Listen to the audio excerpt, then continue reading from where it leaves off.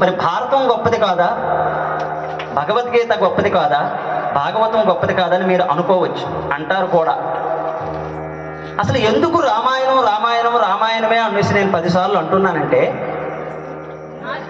ఒక తండ్రి దగ్గర కొడుకులు ఎలా మెసులుకోవాలో నేర్పింది మనకు రామాయణం. ఒక రాజు దగ్గర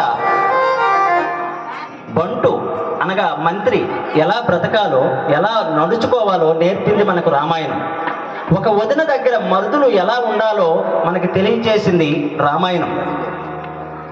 అసలు ఈ లోకంలో శ్రీరామచంద్రమూర్తి వారు సాక్షాత్తు శ్రీమన్నారాయణుడు మానవునుగా పుట్టి ఈ మానవులు ఇలా నడుచుకోవాలని చెప్పి ఆ శ్రీరామచంద్రమూర్తి నడిచినటువంటి నేల ఈ రామాయణం.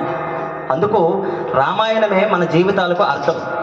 చూడండి, చక్కనైనటువంటి ఒక ప్రభువు దగ్గర పంట ఎలా మెసులుకోవాలి, ప్రజలు ప్రభువు దగ్గర ఎలా ఉండాలి, ప్రజల దగ్గర ప్రభువు ఎలా ఉండాలి, చక్కనైనటువంటి తల్లి కొడుకుల బంధం ఎలా ఉండాలి, తండ్రి దగ్గర కొడుకులు ఏ విధంగా మెసులుకోవాలి, కొడుకుల దగ్గర తండ్రి ఏ విధంగా మెసులుకోవాలి, అంతా మనలోనే ఉందండి రామాయణం అంతా కూడా.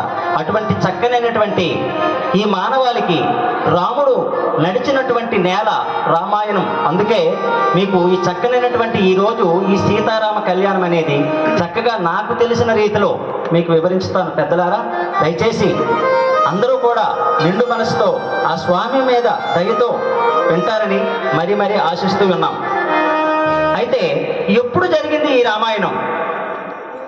ఇప్పుడు నడుస్తున్నటువంటి కలియుగానికి అనగా పద్మపురాణము ప్రకారము ఇప్పుడు నడుస్తున్న కలియుగానికి 1,86,49,000 సంవత్సరాల క్రితం జరిగింది ఈ రామాయణం. పెద్దలారా, 1,86,49,000 సంవత్సరాల క్రితం ఈ రామాయణం జరిగింది. 24వ మహాయుగంలో జరిగింది ఈ రామాయణం. ఇప్పుడు నడుస్తున్నది 28వ మహాయుగం, అనగా 4 మహాయుగాల వెనుక జరిగింది. మరి ఈ యుగానికి చాలా పేర్లు ఉన్నాయండి. సూర్యవంశం, యనవంశం, ఇక్ష్వాకు వంశం, రఘువంశం, చక్కనైనటువంటి ఎన్నో పేర్లు ఉన్నాయి. అయితే ఈ త్రేతాయుగము, ద్వాపర యుగము, కలియుగము, ఇలా యుగానికి ఒక పేర్లు మనకు ఉన్నాయి. కృతయుగానికి నిడివి 16 లక్షలండి, త్రేతాయుగానికి నిడివి 12 లక్షలండి, ద్వాపర యుగము నిడివి 8 లక్షలు, ఇప్పుడు నడుస్తున్నటువంటి కలియుగము నిడివి 4 లక్షలండి. త్రేతాయుగము అంతా పూర్తయి 30,000 సంవత్సరములు మిగిలి ఉండగా శ్రీరామచంద్రమూర్తి వారు ప్రాదుర్భావం చెందారు, అనగా జన్మించారు. త్రేతాయుగం అంతా అయిపోయి 30,000 సంవత్సరములు ఉండగా అసలు ఈ వంశం ఎక్కడి నుంచి మొదలైంది అనేది మీకు చక్కగా ఇప్పుడు వినాలి. శ్రీ మహావిష్ణువుతోనే ప్రారంభమైనది ఈ వంశం. మరి రామచంద్రమూర్తికి ఎంతమంది తాతలు, రామచంద్రమూర్తికి ఎంతమంది ఈ వంశానికి తాతలు ఉన్నారో ఒకసారి చెప్పి మనం కథలోకి వెళ్ళిపోతాం. అయితే బాగా వినండి. శ్రీ మహావిష్ణువు నుంచే ప్రారంభమైనది అన్నాను.